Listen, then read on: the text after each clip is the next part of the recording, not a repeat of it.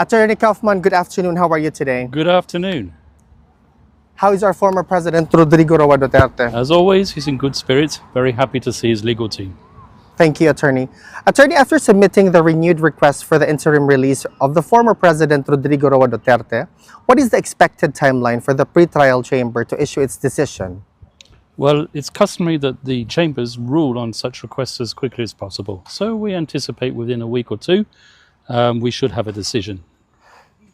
Based on ICC practice, Attorney, are there specific procedural rules and guides how quickly such requests should be resolved?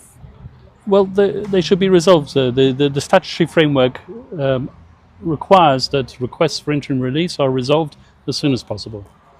Attorney, regarding your motion to defer adjudication of the jurisdictional challenge, it is correct that the pretrial chamber must first decide on the interim release request before the turning to jurisdiction. Is that what we are aiming for here? Well, I don't think the sequencing is quite correct there.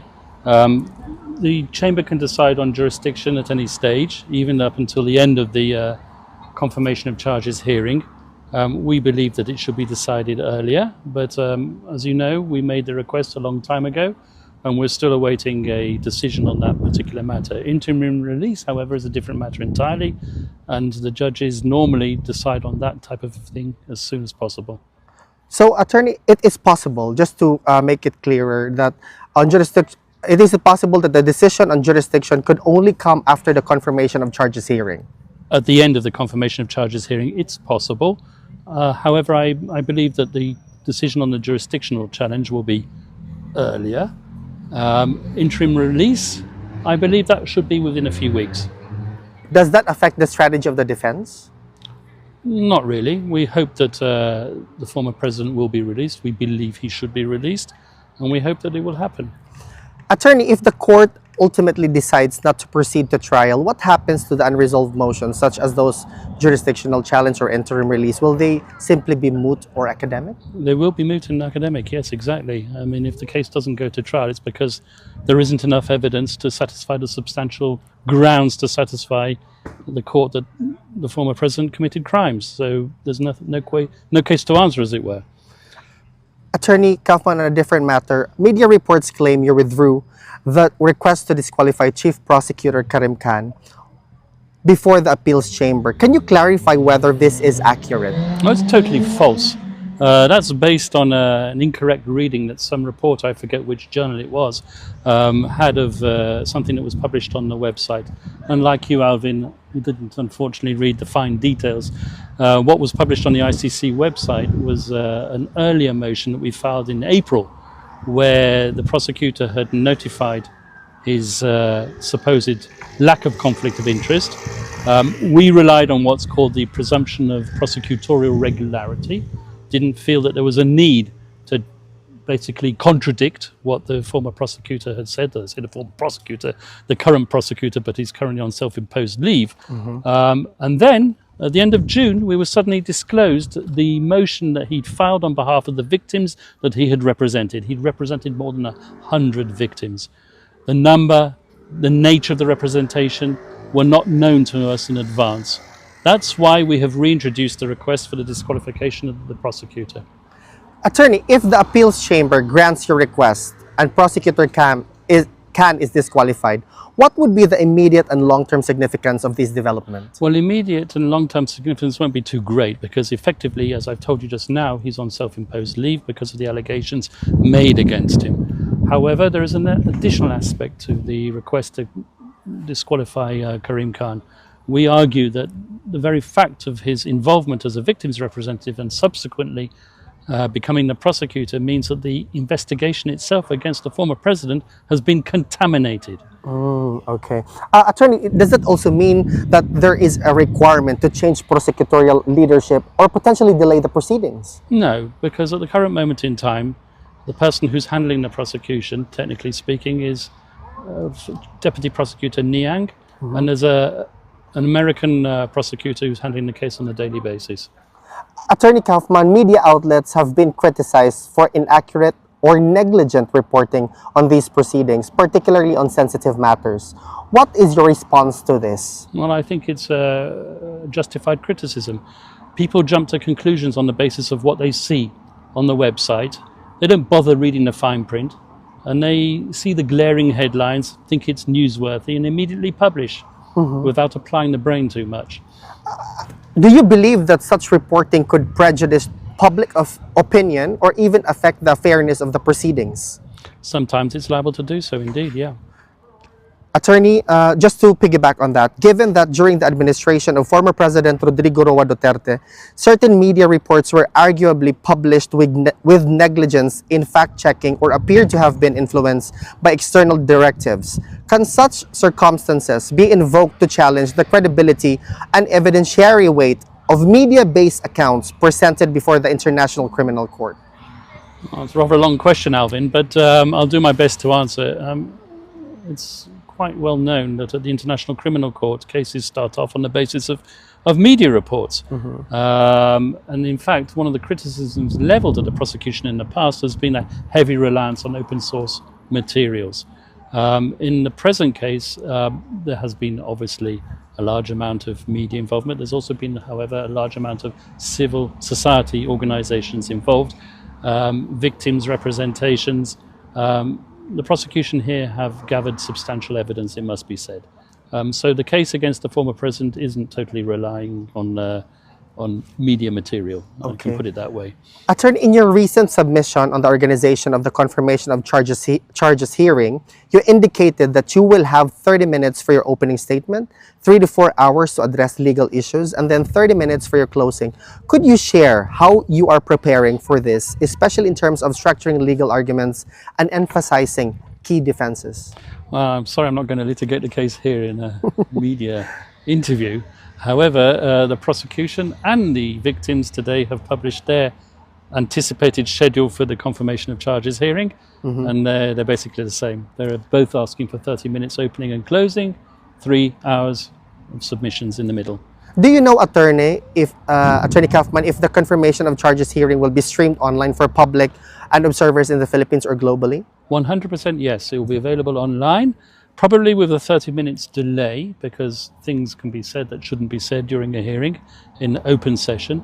The prosecution have announced that there will be a few instances where they'll need to go into private session, closed session, in order to protect victims or witnesses' interests. We might need the same as well, but the general rule is you try to minimize as much as possible private or closed sessions so that the public can be exposed to the hearing. Attorney Kaufman, just to put things in proper perspective and also for the public to have a proper thought on the matter, could you clarify the distinction between the ICC's pre-trial phase and the trial phase? So pre-trial phase is when you're building up to this big hearing, which is going to take place in September, according to the current schedule, the confirmation of charges hearing. This is when the prosecution get the first opportunity to present their case, and the defense get their first opportunity to challenge the prosecution evidence. Essentially, the prosecution have to convince the judges that there are substantial grounds to believe that the suspect, in this case the former president, committed the crimes which the prosecution alleges he committed. This is a higher standard, a higher evidentiary standard than the reasonable suspicion standard, which is sufficient to get someone arrested. But it's a lower standard than the standard which has to be proved at trial, which is beyond reasonable doubt. So it's a kind of somewhere in between standard. And the prosecution have to satisfy the judges that there are substantial grounds to believe that the former president committed the crimes that he's committed of. Once they pass that hurdle, if they pass that hurdle, then you get to the trial phase. And that's when witnesses are brought to testify and their evidence is tested by way of cross-examination. But there has been already news circulating that almost 300 witnesses have presented themselves to be witnesses for the case of the former president before the ICC. Does this mean that this is only going to be presented if we proceed to trial phase? Well, 300 witnesses is double the amount that I'm aware of, so I don't know where these extra 150 have come from. But anyway, be that as it may, the prosecution will announce the witnesses that it intends to rely on. It's not for the defense to decide which witnesses to bring. It's the prosecution who brought this case against the former president. It's the prosecution who have to prove this case against the former president, and they have to do it beyond reasonable doubt, So assuming they satisfy the substantial grounds to believe. Just one Test. more follow-up on that particular question, attorney. What kind of decision does the pretrial chamber issue at the end of this stage then? Whether or not certain charges are confirmed and suitable to go forward to trial. Yes, Banat Bay from Sorry. Attorney Kaufman, given that Arturo Las Cañas, one of the key witnesses against former President Duterte, now faces an arrest warrant in the Philippines for civil libel, how this affect his credibility before the ICC and the strength of the case against PRRD? I'm not allowed to comment on evidence. You have to excuse me on that. I can't comment on whether or not Las Cañas is a witness or isn't a witness, and I can't comment on whatever aspect of his evidence might be relevant or not relevant to the proceedings. You have to understand that every interview that I give is being scrutinized by the judges, by the prosecution, by everybody. Correct. So I'm being cautious.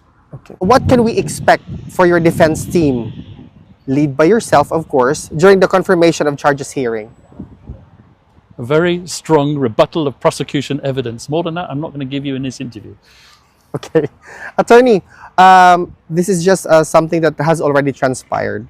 The presence of the former President Duterte's children in The Hague is a significant development for all of the spectators. How does this demonstrate the court that he poses no risk of flight or interference? Or is it connected in that sense? I'm not sure how it's connected. I think it's wonderful that they're able to visit their father. I think it would be even more wonderful and amazing if they were able to visit their father when he was released with guarantees to the country he's seeking to be released to.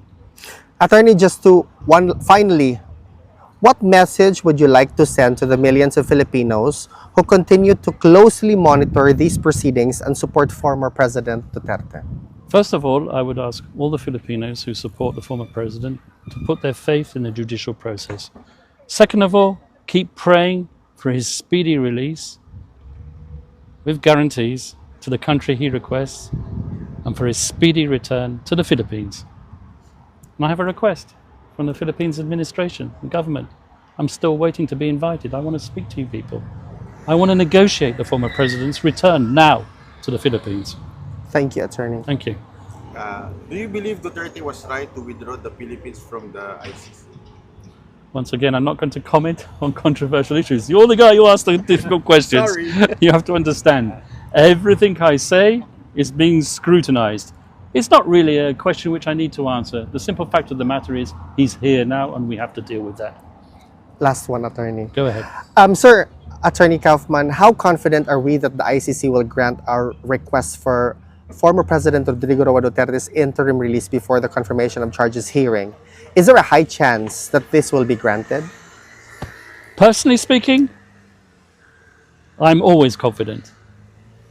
I can only speak for myself. I can't speak for the judges. We have a judicial process. We've done the best we can. We've argued everything possible. We just hope that the judges will agree.